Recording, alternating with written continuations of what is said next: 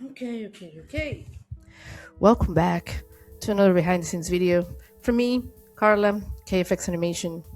For you, I am very excited about this one because this is a collaboration with The Market Exit by Andres Acevedo, whom I do consider my friend and whose channel I believe is very, very valuable. It's very well done. I think it's very honest. I've actually met Andres in person, which is weird because I usually never meet people that I work with. They're always so far away, so I never actually meet them in person. But we did meet last summer, and I can truly tell you that he's an amazing guy. I really like him, and I really like his point of view and his channel. I cannot recommend it enough. And he was so kind to do like this collaboration with me, which is also not so common. Sometimes it's a bit of a struggle to get people to push your channel, especially if you're new. But he actually did, and I'm so happy about it. And I'm so happy to work with him. This is the second time that we've worked together, and I want to break a couple of things down from this collaboration. But before I get to the behind the scenes of this video, I want to talk about something else for a wee bit. I'm going to make the growth, hopefully the growth of my YouTube channel and my strategy and overall growth, part of the content of this behind the scenes videos. If you want to skip this part, which will be at the beginning, that's fine. I'll chapter the video so that you can see where it ends and when the behind the scenes for this video starts. Why? Well, first, for transparency's sake, and second, because I find, no shade to anyone, but I find most of YouTube advice a bit deceiving and not really useful, at least not at all for me. Things like pick a niche, strong titles and thumbnails. You have to make a hook in like half a second to retain audience, consistency, and overall making good quality content. But that is highly subjective, because good quality, what is good quality for you, for me, for someone that finds maybe something sloppy entertainment, someone that actually finds like very well crafted animation, which is not really my case, entertaining. So it's very subjective. And I have to tell you, I absolutely hate retention editing and thinking. To me, it feels manipulative, and it feels designed to override a viewer's impulse. You know what I mean? Like you're hacking into what they actually want, and like trying to condition brains to like you. And I don't think that's neutral. Okay, so in my opinion, all of this advice makes you work in function of an audience that you don't even have yet, or pulls you away from what you actually want to do and say. And it doesn't even guarantee that it will work, because that's the other thing, that maybe you do all these things and you follow all the rules and you make a checkpoint, and then your channel grows exponentially. But that is not the case. I feel that you can lose your identity by serving this idea of what you think others want. Also, the algorithm changes all the time. It changes in Instagram, it changes in YouTube. You cannot keep up with all of these things. We don't really have a control over it. So even if it works today, nothing guarantees that it will work tomorrow, And plus, everyone is doing this. Like a lot of people are trying to follow this path, to follow the algorithm, chasing the algorithm, and thinking around this framework. So you might as well just do what you really want to do and be honest with what you do. And I mean, that's what I'm gonna try to do, and that's what I think. I also think that, for example, all of this advice for me in particular, like life gets in the way.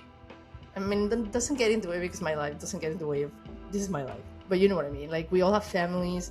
I have a full-time job, and I have to stick with what is realistic and achievable.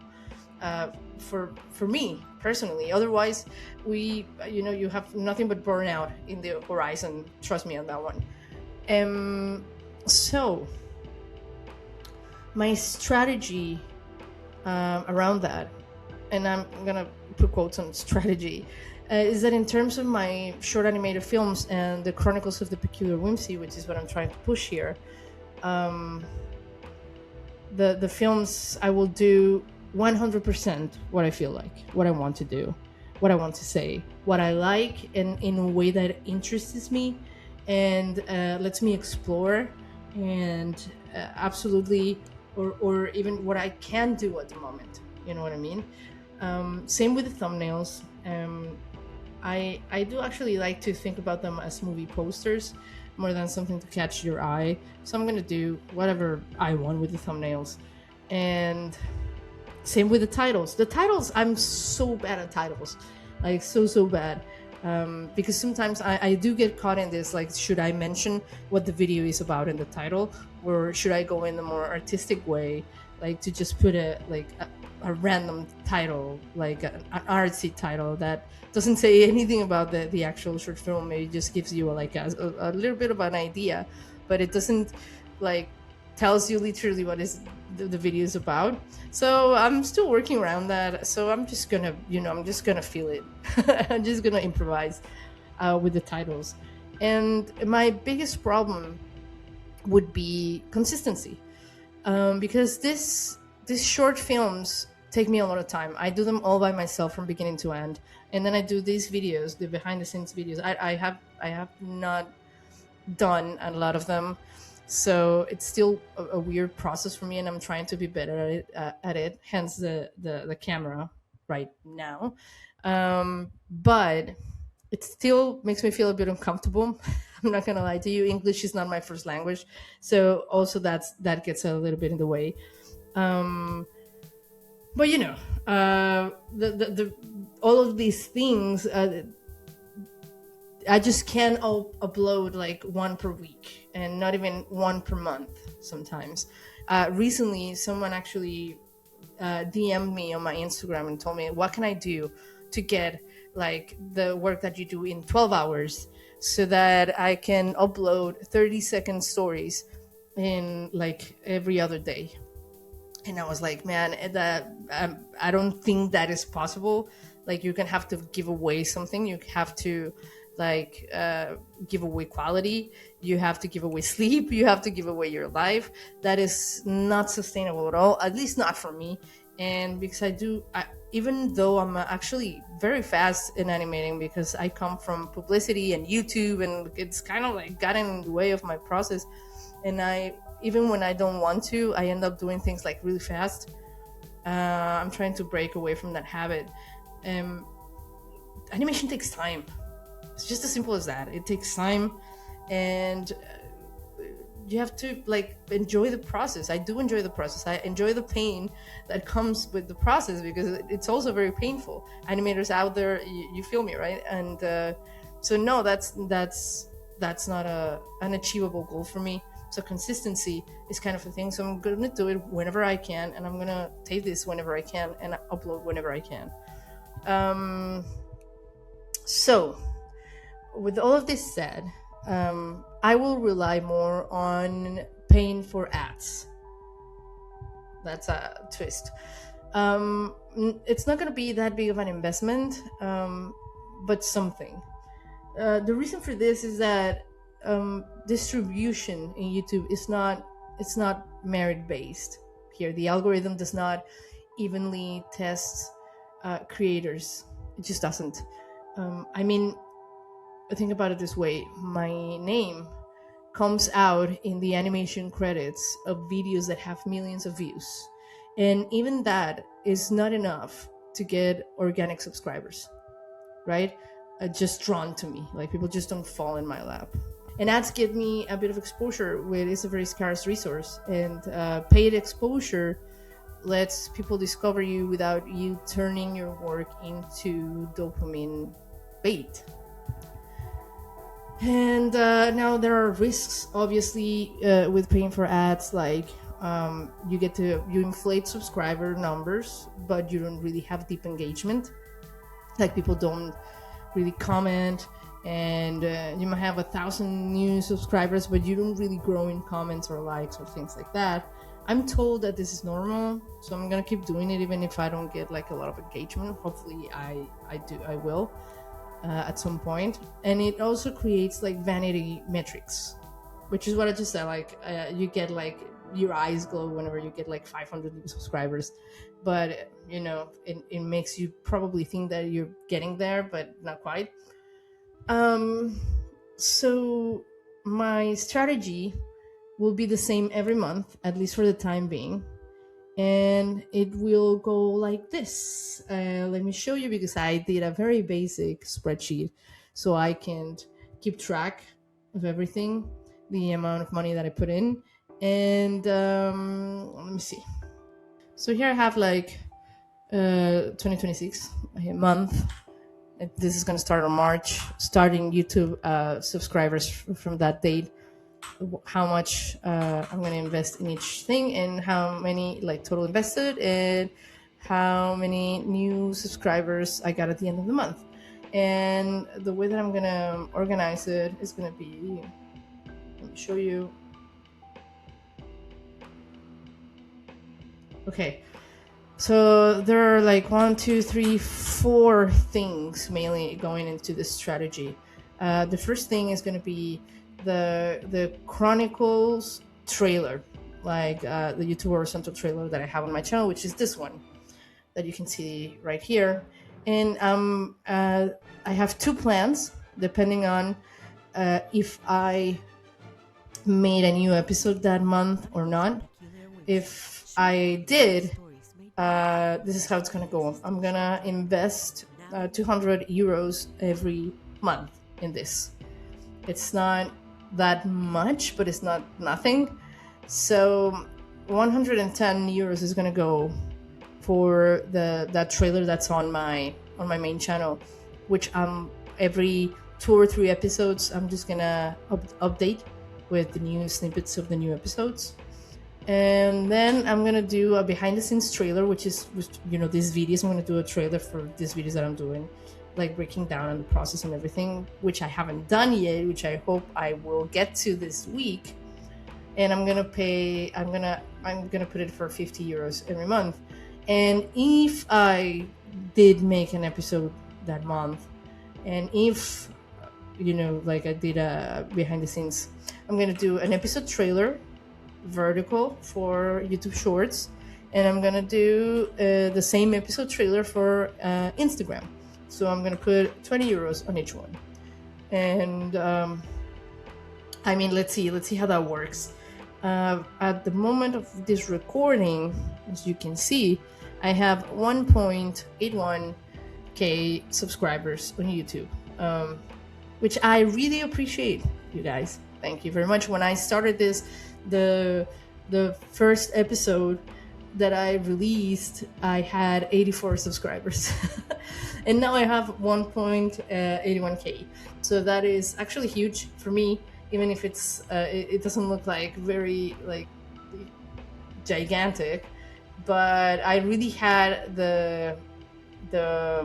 I was very lucky in that when I first released the first episodes, a lot of people helped me out to share it and comment and send it to people and mentioning me on social media, which was amazing. So thank you.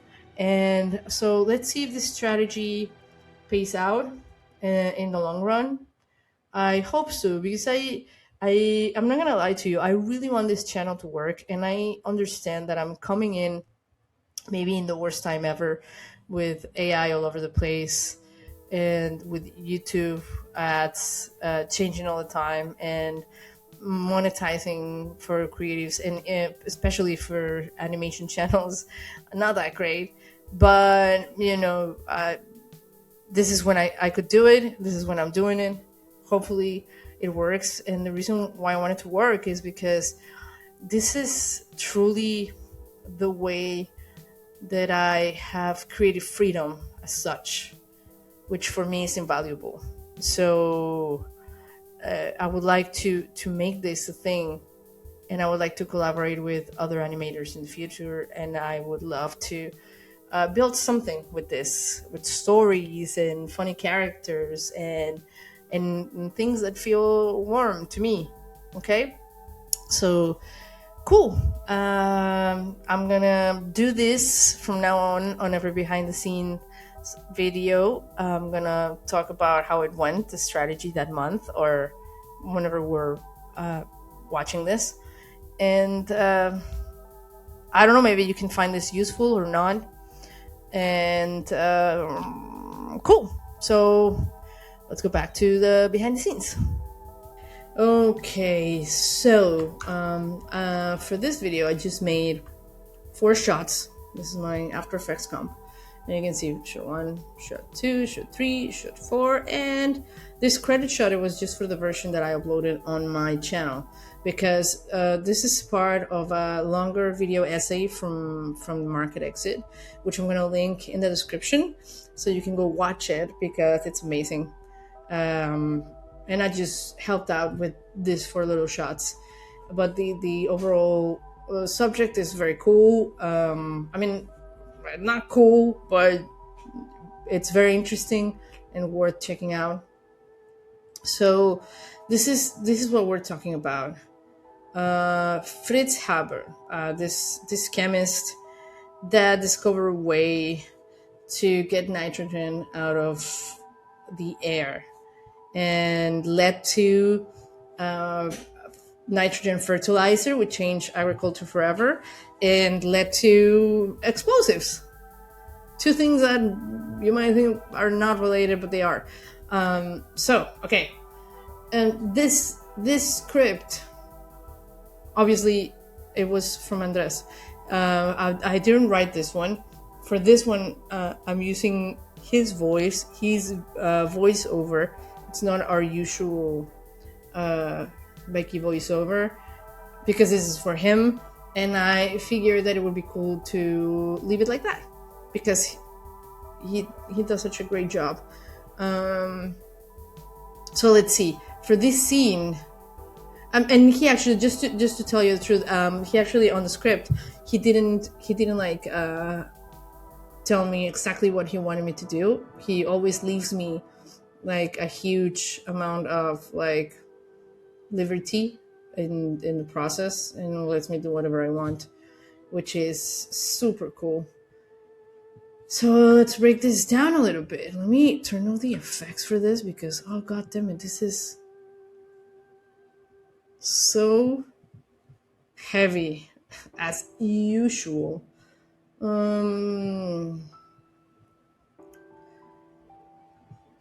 Okay, so for this is the main shot, and we go from Fritz walking into this. This is actually the equipment that he used for getting nitrogen out of the air.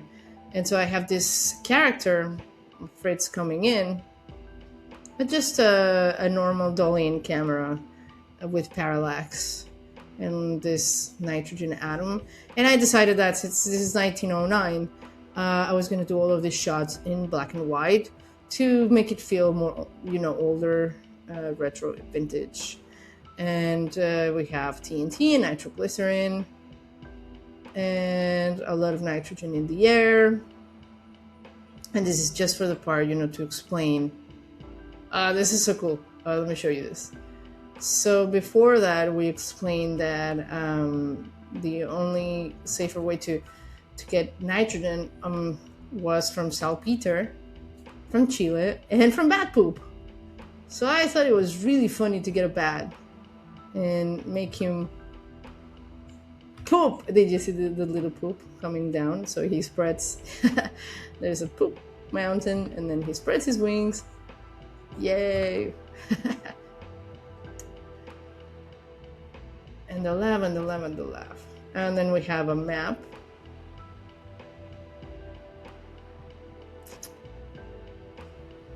And the nitrogen atom, and some text. So on this comp, I have a shot 1A, which is this one, which is weird looking without the color correction. It's not nice looking. You know, the post-production does wonders for your work. Let's go inside and let's see. Here is where I have my camera, and I have a lens, and I have a bunch of stuff. And let's see how it looks. This is how it looks.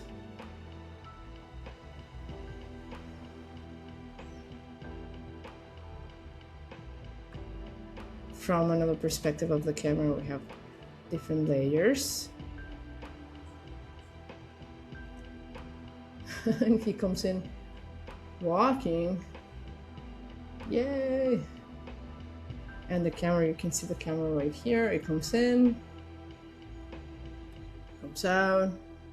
So it's just a matter of putting things into perspective and space, right?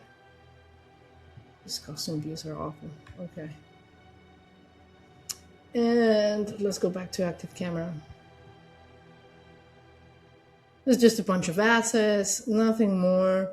The main animation is Fritz coming in. And for Fritz, I did a very, very basic rig. Because I knew that I wouldn't see his feed coming in. So I didn't bother breaking this in Photoshop so much. You can see it's the whole layer of the leg. And maybe I should have, because I did break it with Puppet Tools. But you can see, if I play it to you, now that you can see the character, like he walks funny. Because I don't have like proper joints. But I didn't mind, because I was just gonna see this part of him, right? Yeah. Also, this neat thing where you can see, what is this? The left arm.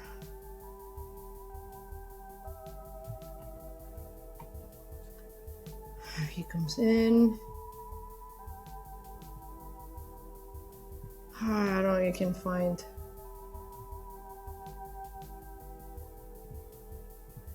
I didn't even separate the hand from the arm, etc. But for this thing, these are little details that come far in your animation. As you can see here, his hand is on his pants pocket. And when he gets it out, and what that is a matte pocket. You can have it here. Here it is. It's a mask that comes out, and then the same mask comes in again when he puts his hand in the pocket again. So that's all this is. And then if we go back, we have shot 1B, which is the one that has the saltpeter, and it's the same assets from the lab arranged in a different way. Here you have it, right? Just a table, some tools, which I actually looked, they are chemical tools from the time. I thought this was a cool way to, this page right here below the saltpeter, I thought it was a cool way to signal the saltpeter and the bad poop without putting like text in the you know, like in your face in the screen. So I did that, and then I spent a lot of time in this bad for it to just come out such a short time. That's what I'm talking about when I said like having animations in like 12 hours, and it's just not gonna happen. Let's see. Spreading his wings. Yay! I could have masked it a little bit better, but since he was like just a little bit of time, and then he flies away. I didn't do that, but I can, however, show you how many layers I had for this. Let's see. Part of a wing, part of a wing.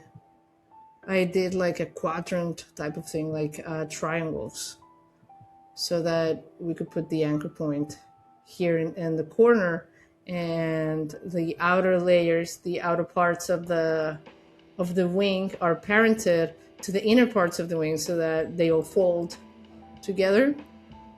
Yes, another part, another part.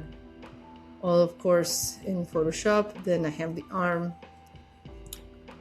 and then right arm, and then the body. And then for the body, I did do pins, which are animated here. I just animated the middle part of the body, and then left leg and right leg, all parented together, and we have a nice flight for this part. And of course, this pre-composition animated with position and rotation, so that it just flies away. Ooh. And the poop coming out as he flies away, you know. And the machine entering and getting rid of everything else. I also wanted to do, I don't know if you can, I mean, you can see it, but here I have this shape, which I called wall light, and it's in a blending mode. It's vivid light. This is not a 3D layer. And this is just, I'm assuming that there's sort of like a window right here, and light is coming in. And it looks, here it looks like super in your face, but when you go to the shot and when everything is in black and white and you have the other effects, it looks more subtle, and I think it's a nice touch to give it more depth. Okay, so that was shot 1. Then shot 2, let me take the effects away and put this in a quarter of quality. So here we're explaining that there was a time that farms looked like this. You know, the farm animals were pasturing outside, and they would return nitrogen to the earth. And again, black and white, and we have like the cool barns and stuff. And there are a couple of things that I really like about this shot, about making it. So first, we have a transition from the black and white to the color. And you know, this is just like an adjustment layer with black and white and some curves. Sometimes I like to use more the black and white rather than the tint effect, and sometimes it's the other way around. It depends on what I'm doing. And then this one, we have a lumetri color with some curves.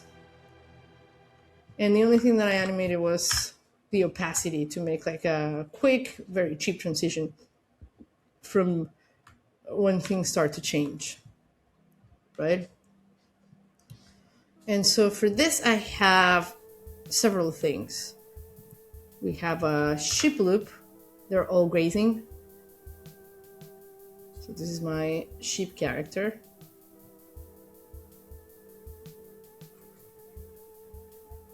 And that's all that it does. And as you can see, I have sheep all the way back here, and I have sheep all the way back here, and it just brings the scene to life to have like objects so far away but in movement, not still, even if it's just subtle movement, which is really cool. And then I have a loop of cow pasturing. I love this cow. I found it on Raw Pixel, and again, it's a loop. Yep, like grazing. I didn't want to animate mounts, so the way around that, it was that you can see here, I have these layers of grass.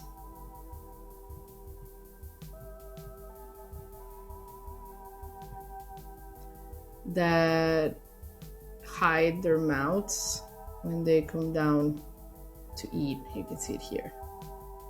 and it also gives it a little detail, right?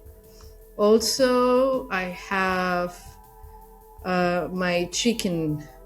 This one, it was really heavy, so I actually made a proxy, so you cannot see right now, but this is the loop of the chicken. It walks.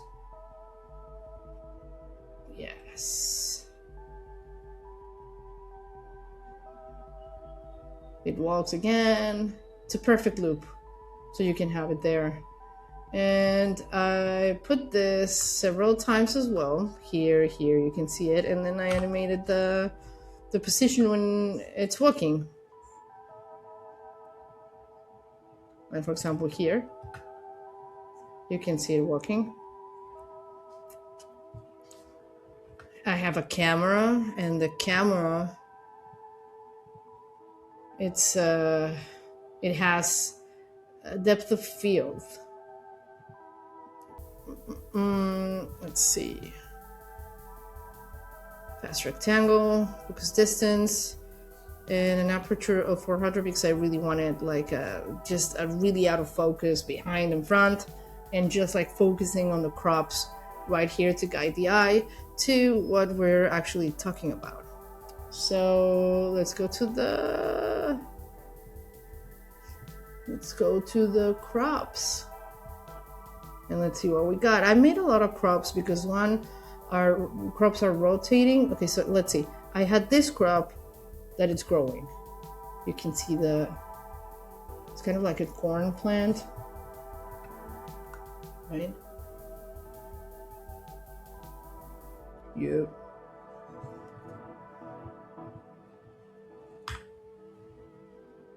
This is also a pre-comp. And if you go inside, this looks cool, but it's a very simple animation. So what I did is this is a mesh, an adjustment layer, and here the mesh is messed up at the beginning, and then it comes together, so it gives like this organic kind of twist. And the layer itself has a CC slant with an expression in slant. What this does is kind of like it bends it a little bit, and it makes like this organic movement. So like the air is actually moving it. And a simple choker. Can you believe that? Just to make it look like it's growing, you can see like the outline it's hiding as we animate the scale. So all of this together makes for a cool effect on a growing plant, right? So this is and this is obviously just dirt patch. This is just a layer of dirt. I want it to be very obvious, and then just copies of this same plant. And then we can see the crops rotating. So dirt patch, corn plant loop,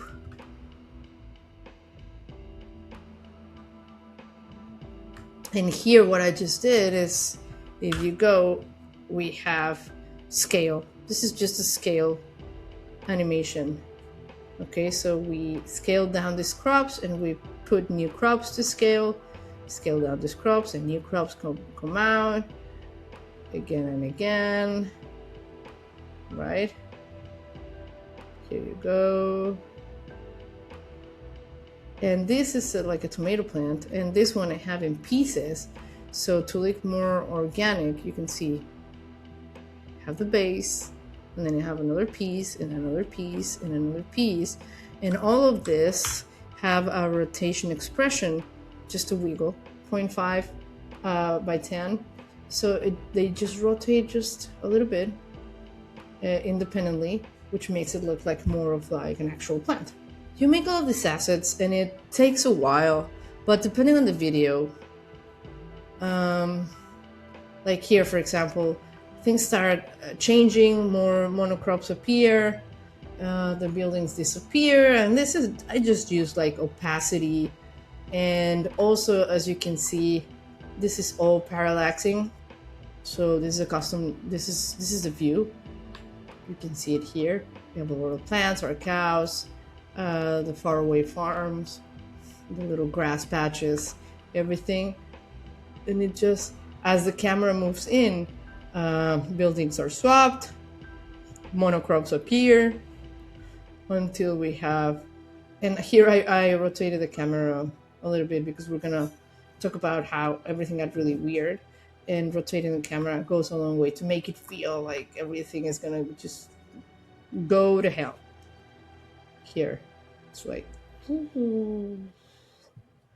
and I tinted everything a bit red to accentuate the crisis thing that we're talking about. Okay. And as I said, you make all of these assets and you might think it's a lot of work or whatever, but depending on the on the video that you're making, like for example this, I got to reuse a lot of things for shot 3 and shot 4. So this, I made a proxy for this. So what we have here is we have 2 shots. So the main goal for this shot is to compare past with present. So the situation of animals several years ago versus now. And so I thought it would be a cool way to do that. By the way, this visual graphs are not in my version, but they are in Market Exit's version. And Andres actually animated this, and he gave me the project just to put them on top of my shot.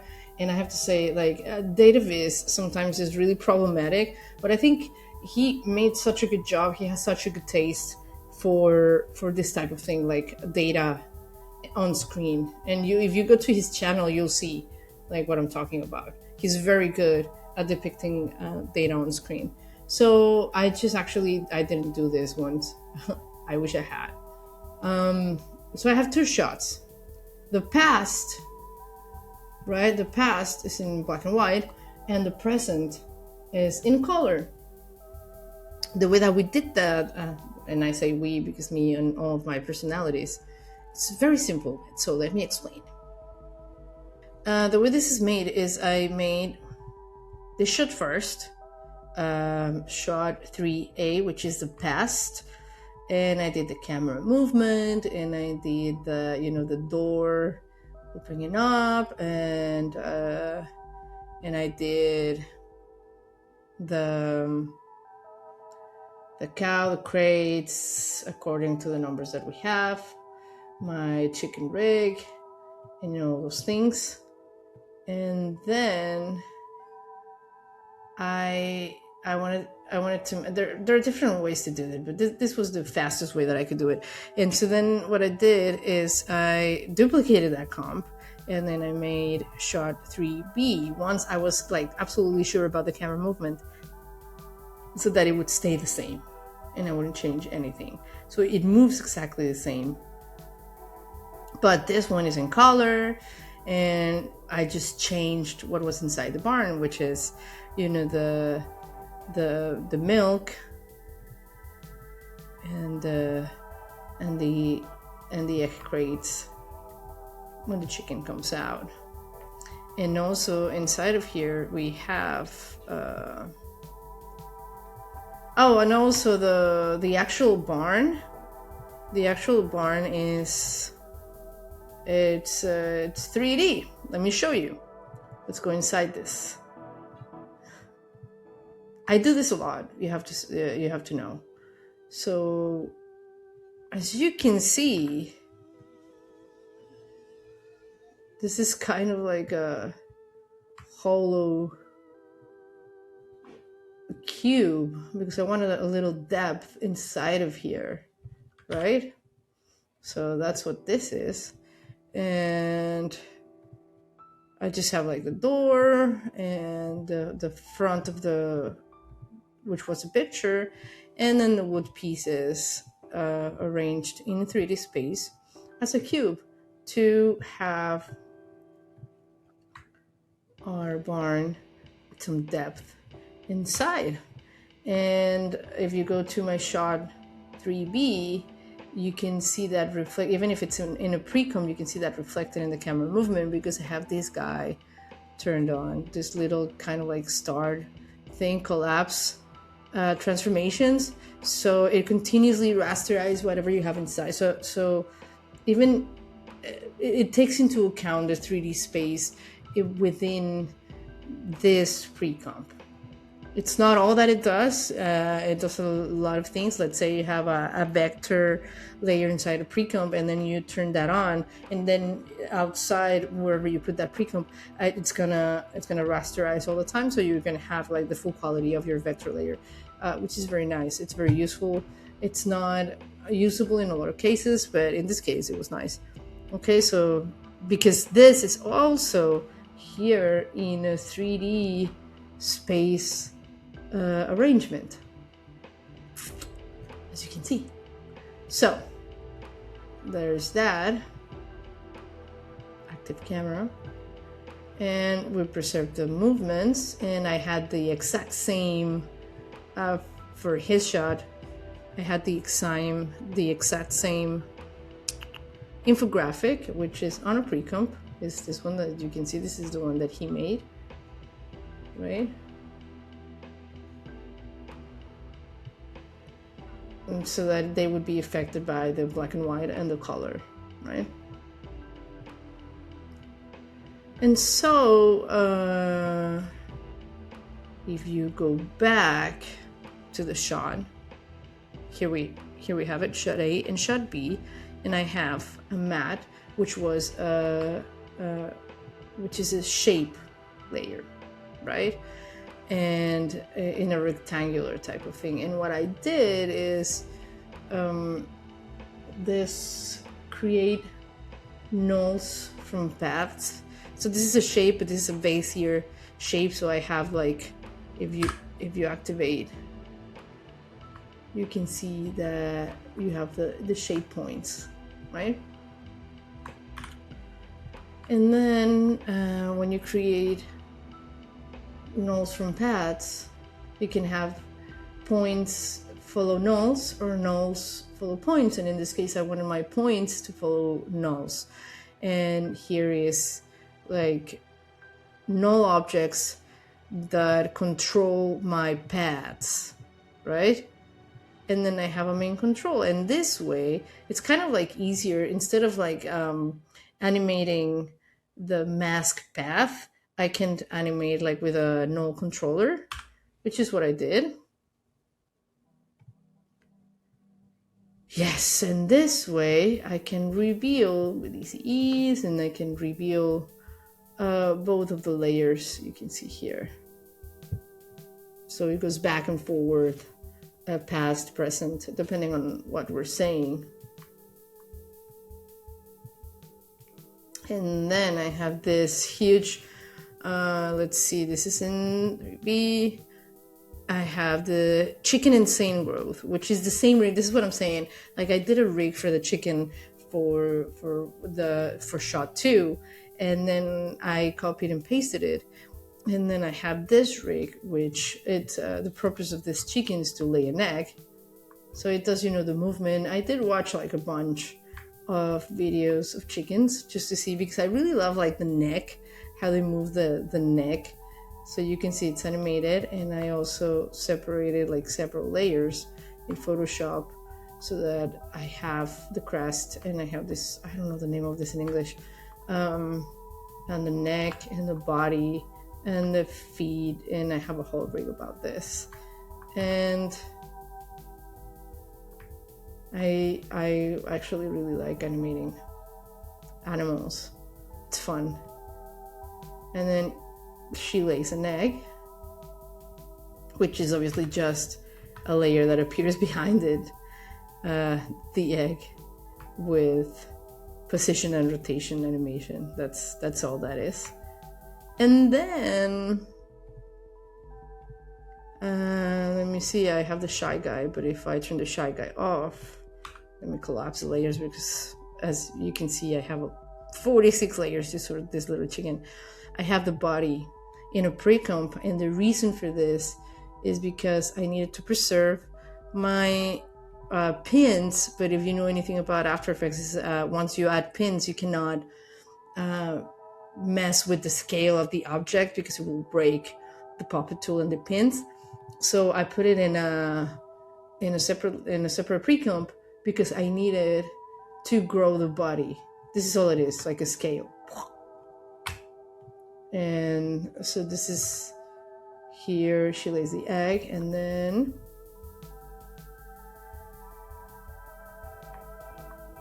she grows.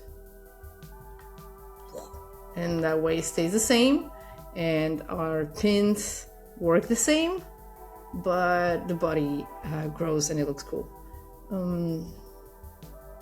Also, I animate a lot of animals, and I was thinking the other day that I could make like this transition pack with animals, and I think it would look really weird and cool. So I think I'm gonna do that. I'm gonna use it for my own projects, but I'm probably gonna add something like a Gumroad page so that you can download this stuff, because I think it would be really cool to see it out in the wild and reuse these rigs, because sometimes I just use them for like one shot or one project or one project, and I wish I could use them more, because, for example, this chicken is really cool and I want to use it more. But let's see. And that's how that shot was made. And let's go back here. Andres actually really liked this. He makes a comparison of like if a human being would grow at the same rate of the chicken that we have in captivity today in the farming industry, a baby would grow to be like 170 kilos in like 3 months. And so I just wanted to find a baby, and this is more like an eye calculation of what a 170 person would kind of look like, but still being a baby. And what this layer is it's just, where is it? Giant baby, I have it here. It's just this.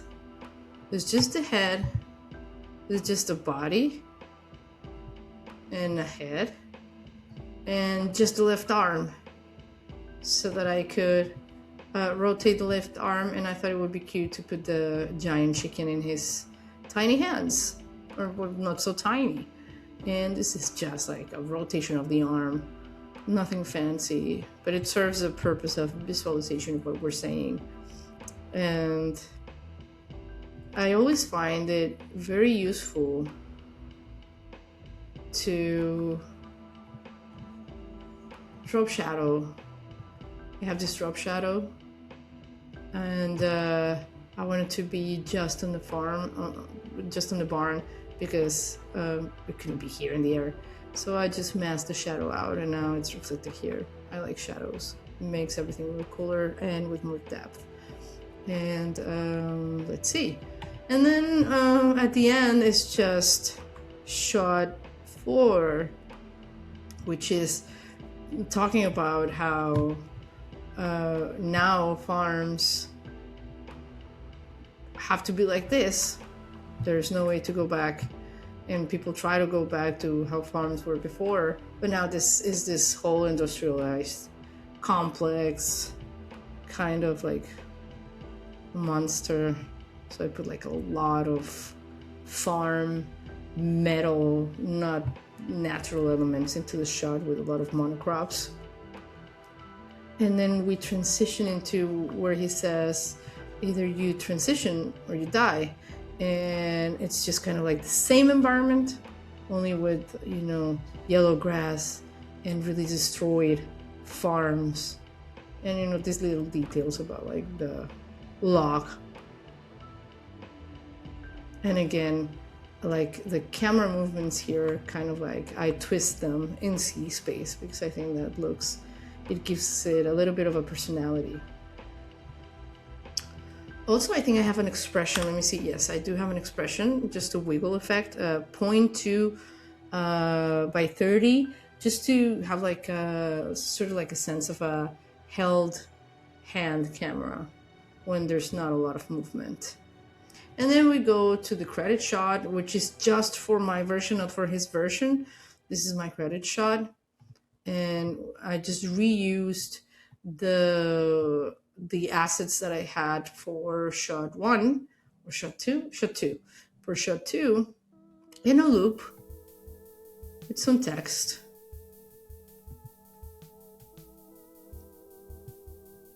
I don't know why, but I really like credits and I really like title scenes.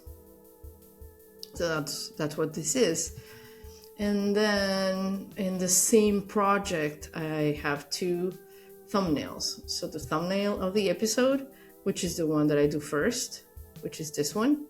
So I'm just reusing my nitrogen atom and Fritz and a big title, and I don't know why I did this. A very short film, The Chronicles, KFX Animation, sort of like a movie poster, like I was saying at the beginning. And then the thumbnail for this episode of the behind the scenes, which what I'm doing is I'm doing the exact same thing for every thumbnail of behind the scenes, which is using the thumbnail for the episode, slicing it, putting a gear and a picture of the project behind, and putting it like behind the scenes collage animation.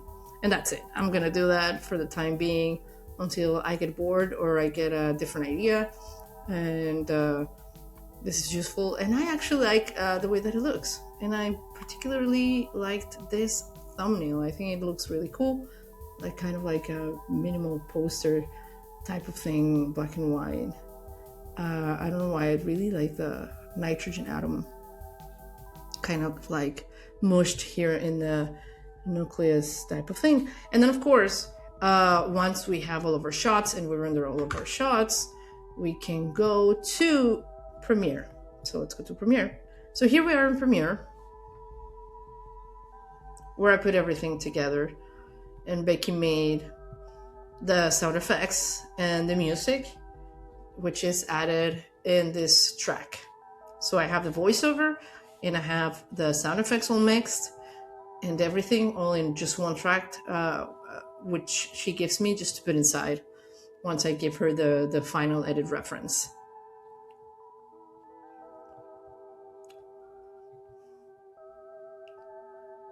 But for Andres, I sent him the separate shots for him to use as he wanted in his video.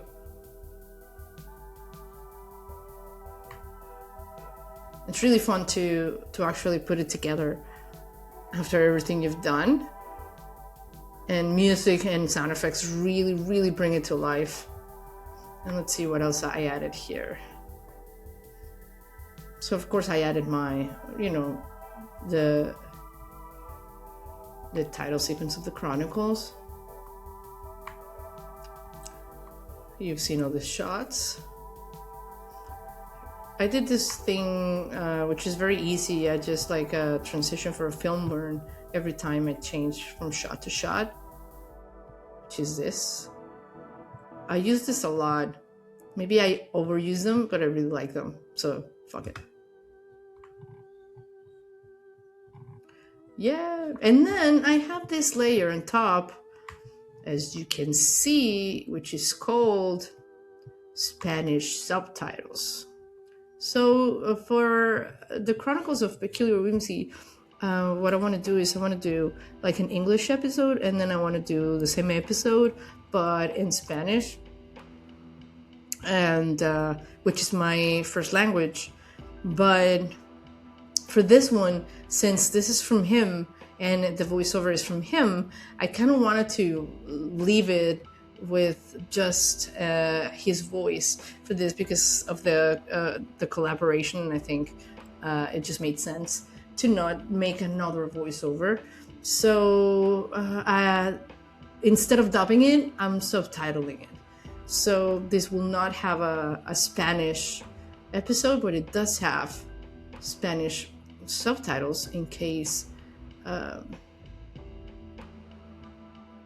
someone wants to watch it and doesn't speak English. And then the credits scene. And then, oh yeah, I made this thing. You're probably gonna look at it at the end card, for to put the thingy, with YouTube. So I guess that's it. This is the whole episode. This was a really fun collaboration to do. I want to say again, I love the market exit, and you should go and watch the whole essay on the market exit channel, which I'm going to link in the description or the first comment or whatever. And so hopefully I can bring a next video pretty soon. I'm working on a slightly different style video, which is almost done, and I'm kind of happy with how it's coming along. And I have a list, a long list of videos that I want to keep making. So I'm not going to be short on that. I hope you really enjoyed this one. This was a very long one. I'm sorry, I guess, because of the YouTube stuff at the beginning. But on the next ones, that section is going to be more shorter. But again, I'm going to try to chapter everything so that in case you want to skip it or go to another part, you can, just not look at it. But in any case, I hope you liked it.